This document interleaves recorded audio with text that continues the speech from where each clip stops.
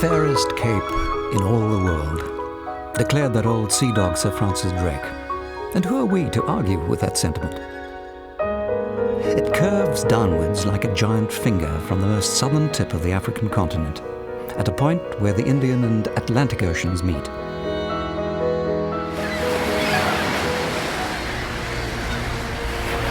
For early Arab seafarers and many others caught in the turbulent seas around Cape Point, Table Mountain was like a magnet that pulled their ships down into the depths of the ocean.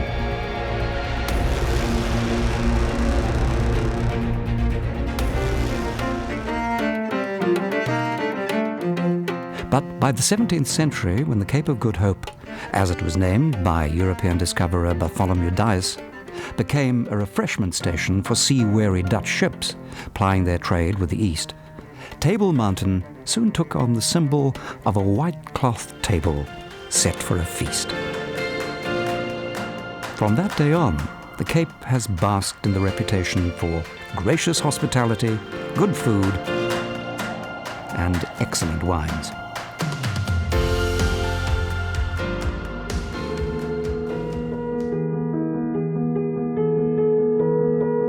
The words of the first governor of the Cape, Jan van Riebeeck, when he planted the very first vines, echo down the years to us. Today, praise be to God, wine was made for the first time from Cape grapes. Since then, the Cape's wine industry has steadily grown in size and reputation, so that Cape wines are sought after and savoured throughout the world. And each year, hundreds of thousands of visitors pour into the region with its Mediterranean climate to share in the wine route experience.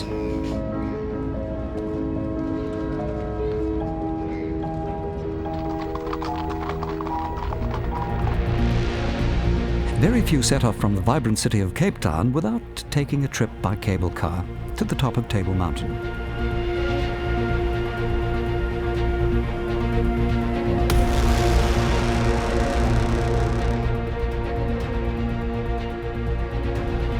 From this vantage point on a clear day, you can see forever. Southwards towards Hout Bay and Cape Point, and northwards towards Cape Town, Table Bay, and Robben Island.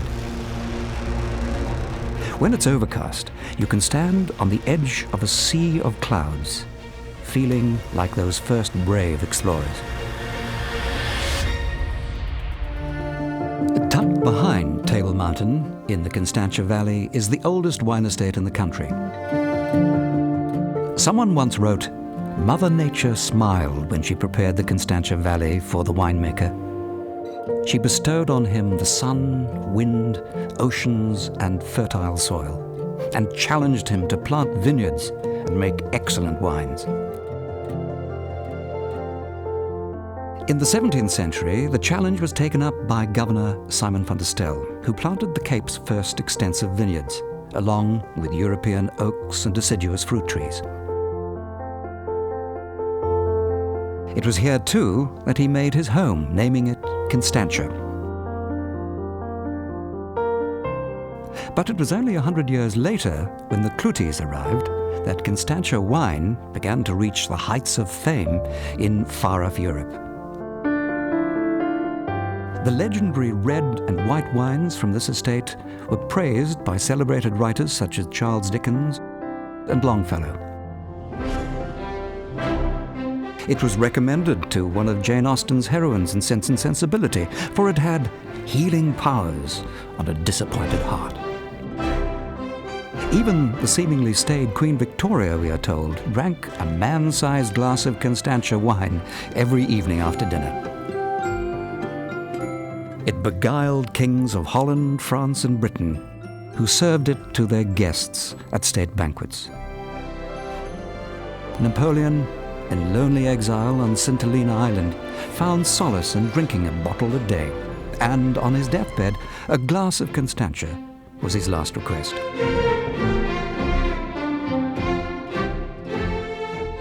In the niche of the upper part of the manor house's gable is a figure symbolizing abundance, very appropriate for this fertile valley. The furniture and artifacts within reflect the rich cultural tradition of the Cape. And the original floor has an inlay of a five-pointed star, representing the five-pointed fort built by van Riebeeck of the Dutch East India Company. And some of the crockery bears the company's insignia. Behind the manor house is surely one of the most elegant wine cellars ever seen, with its sculpture of Ganymede with attendant cherubs in the pediment.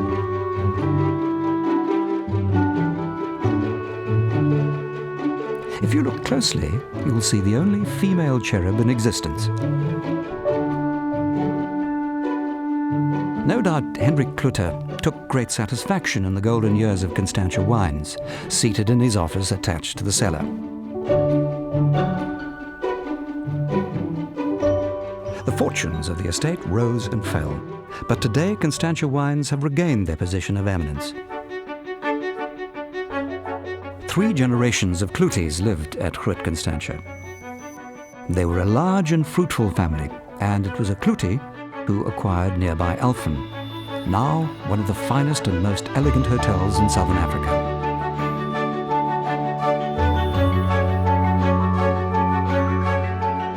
Frequented by Lord Charles Somerset, Governor of the Cape, it became the centre of social life, the base for the Constantia Hunt, with all the trimmings of balls, dinners and entertainment.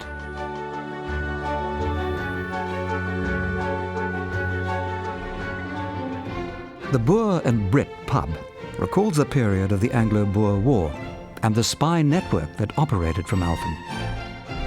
High-ranking British officers, such as Lord Kitchener and Lord Roberts, would be entertained here by the owner, Henry Klute, who was pro-British. Klute's wife, however, was very pro-Boer. In her role as chatelaine of the manor, she was in a prime position to hear privileged information at the dinner table.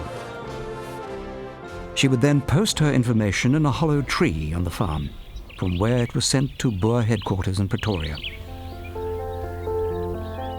She was a very strong-willed woman.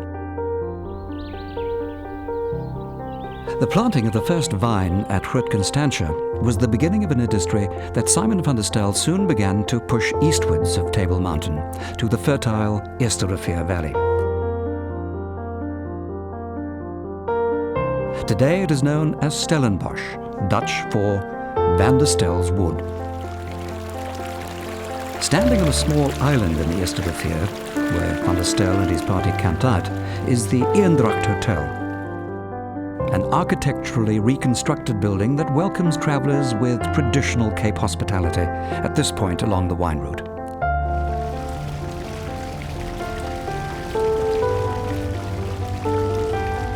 The hotel is located along the picturesque Dorp Street, in this the City of Oaks, as it has become known. At a certain time of day, the moving shadows of oak leaves pattern the lime-washed gables of the Cape Dutch houses, built in the style so typical of this part of the country.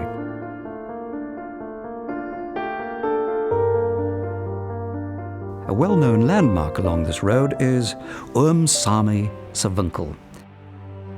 Stepping inside is like taking a step back into the past, a past that had no supermarkets or departmental stores, where the telephone was a novelty and the credit card unheard of.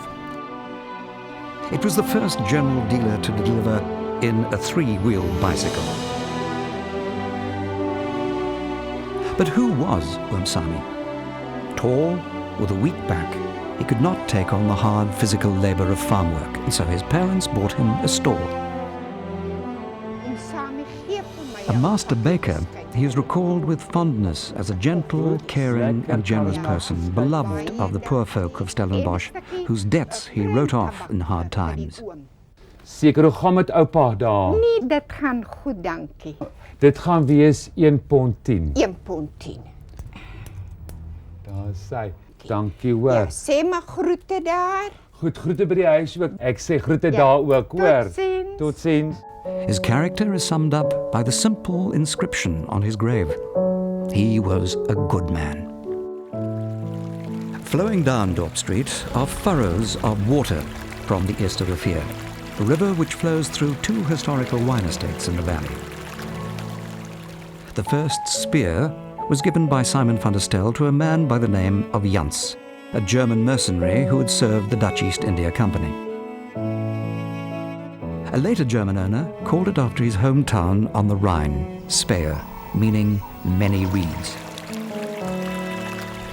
The current owner has set out to turn this beautiful estate into a resort that all can delight in, and on arrival, it's hard to decide what to enjoy first. The delectable aroma of Cape Malay cuisine will lure you to Jonkershuis, where the chef has prepared an enticing spread.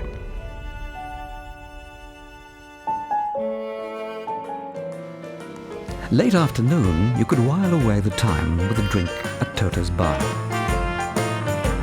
letting your imagination wander back to the early years of the 20th century, the Jazz Age, when interest in African tribal art influenced major artists, when Picasso stunned the art world and models like Toto fascinated the fashion world. Golden statues of the 9 muses of Greek mythology, rescued from the old Barbican Theatre in London, may lure you to a show at the 400-seater open-air theatre. After which you may be tempted to stay the night in a room tucked away in the Estate Village Hotel, styled on a typical Cape Malay village. The idyllic setting of Speer Estate must have been enjoyed at a leisurely pace in a more gracious age. And with their slogan being unexpected pleasures, one of these is to step back into the past, approaching the manor house in the nostalgic mode of bygone days.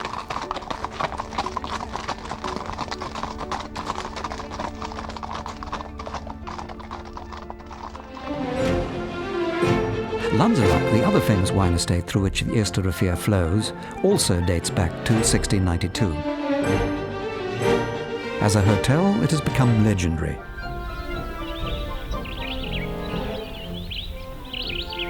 Radio broadcaster Nancy Richards once spoke fondly of the pleasures of this famous hostelry, talking of the treacle brown bar that welcomed thirsty souls like bees to a honeypot. Every bit as colourful were the guests who came to stay. Celebrities such as Robert and Ethel Kennedy, Ian Smith of Rhodesia, Uri Geller, model Jean Shrimpton, and author Lawrence von der Post. Well-known comedian Joyce Grenfell alarmed the staff on frequent occasions by removing her glass eye and placing it in her wine as she lay by the pool. Leaving Lanzerak, the words of journalist Molly Reinhardt come to mind. It isn't a hotel, it's a way of life. They leave you to your own devices, and if you haven't got any, it's not for you.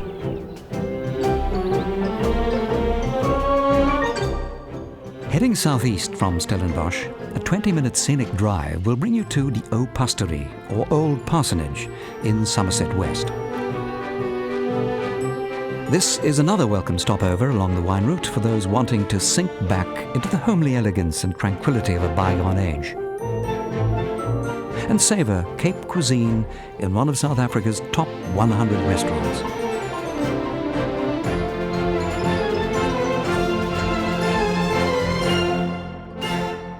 From the O Pastorie, it's a short drive to Vergelegen, meaning situated far away, an estate lying in the shadow of the Hottentots Holland Mountains. This beautiful estate was laid out 300 years ago by Simon van der Stel's son, Willem Adriaan.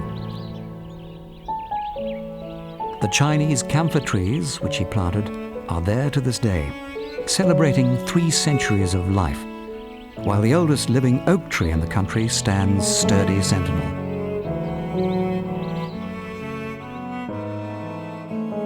The view from Vergelegen's new winery is breathtaking.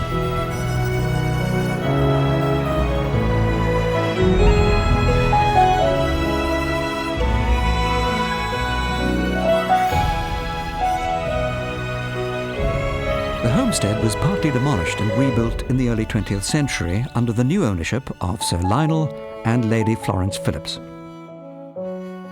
Both were avid readers and writers, and to house the considerable collection of books, Lady Phillips turned the cellar into an impressive library.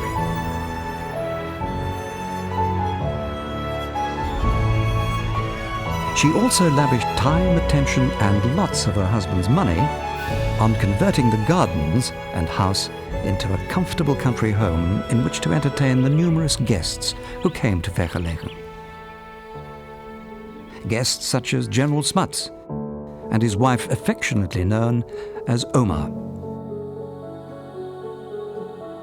The spirit of Lady Phillips lingers on, not least in the sign for Lady Phillips Restaurant and the wine which bears her name. Appropriately, it is described as a luscious, aromatic, off-dry blend, good with spicy foods. Traveling today in this modern setting, it's hard to imagine that this area was once heavily populated by large wild animals. It was these animals that early settlers associated with the terrors of Hell's Hoogte, or Hell's Heights, the mountainous abyss that separates Stellenbosch from the fertile Drakensteen Valley, an area today known as Franschhoek. Franschhoek, meaning French corner, derived its name from the French Huguenots who settled here in the late 17th century. Fleeing from religious persecution in their native country, they brought with them their valuable skills in winemaking as well as their French culture. Their memory is honored by thousands of visitors each year who come to see the Hugo Memorial, the central figure symbolizing freedom from religious oppression.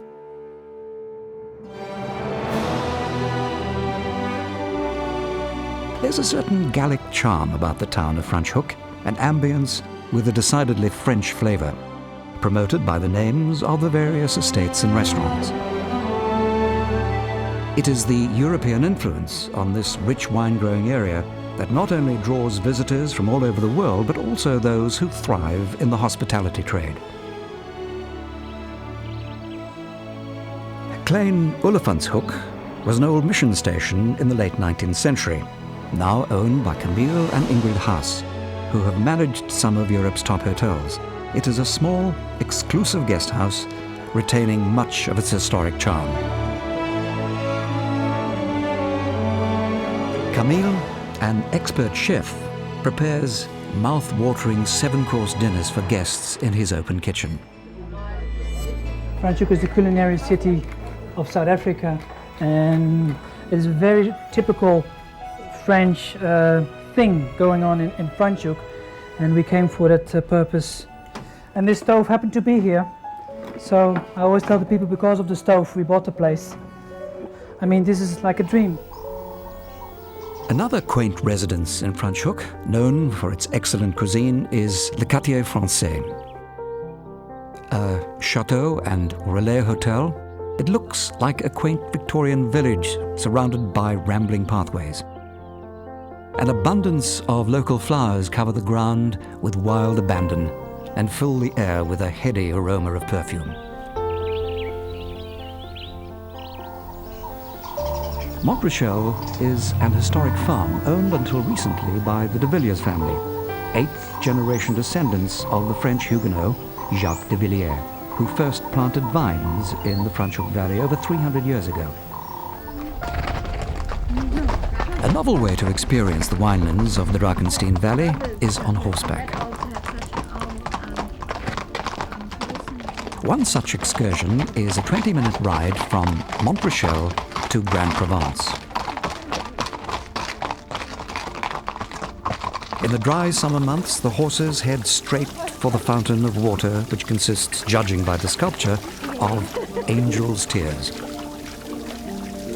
And the guests are welcomed with a brand of wine appropriately called by the same name. But how did it come by the name Angel's Tears? The whole story behind the Angel's Tears is we originated from France, and while they were harvesting, they took the wines to the cellar one night, and a few angels came down, and I don't know how true it is, but they drank the wine and they actually cried tears of joy. So good was the wine. It's a sweet story. It is. Yeah. Cheers. Cheers, everybody. There you go. Enjoy the wine. This Berg River valley, called Drakenstein or Dragon's Rock, is extremely fertile. Where else would you get pumpkins this size, grown by the local people in the Peniel area? It was at Boschendal, Dutch for bush and dale, that the renowned de Villiers brothers and their succeeding generations were to live and prosper over the next 150 years. And prosper they did, building this manor house and creating the gardens that surround it. Graciously, they celebrated the fine art of living. And on a quiet afternoon, they say you can still hear the family enjoying their tea.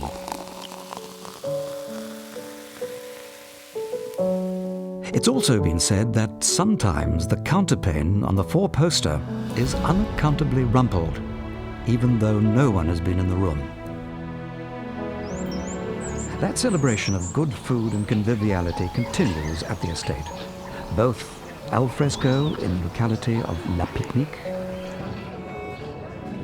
and at the Boschendal restaurant, famous for its cuisine and traditional Cape dishes.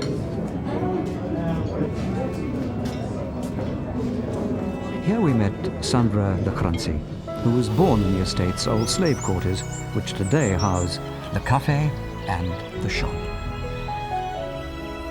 Although men were known to have done domestic work, it was mostly the women who had the privilege and higher status of working in the manor house. These women were respectfully called Aya by the children of the other slaves. The Living Museum in Stellenbosch's Dorp Street provides a nostalgic look back to a time when there was no mass-produced foodstuffs from factories and everything had to be prepared by hand. When the aromas of stew and a potjie wafted up large Dutch chimneys, as well as the smell of fresh baked bread. It was a time when vegetables came out of the earth rather than the freezer, and seasoning for the food came freshly picked from garden herbs.